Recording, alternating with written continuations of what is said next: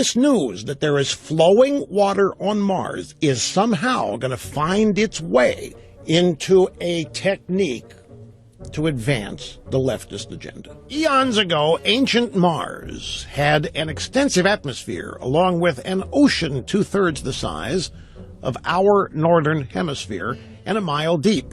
How did they know that there was an ocean 2/3 the size of the northern hemisphere and that it was a mile deep? Yeah, there used to be Mars 2/3 covered with water and it was a mile deep. How did they know that? We haven't been there.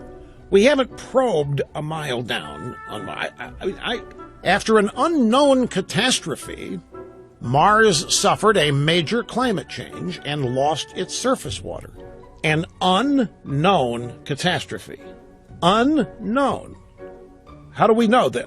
Yes, sirree, Bob, that's what it was, folks. After an unknown catastrophe, Mars suffered a major climate change and lost its surface water. If we're going to admit that it was an unknown catastrophe, how in the name of Sam Hill do we know what it was? And that it was brought on by climate change. There's climate change every freaking place in the universe. It's climate change. Unknown catastrophe. There's climate change on Jupiter.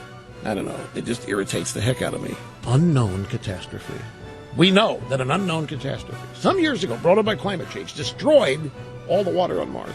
How can something be catastrophic when there aren't any people around to feel a catastrophe? The Mars guys, the scientists, said a catastrophic event related to climate change. It's a politically charged term.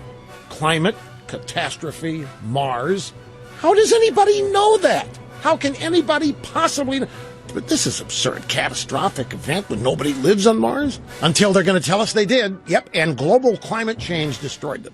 Don't rule it out, folks. We're dealing here with desperate leftists who will do anything to advance their agenda here on Earth.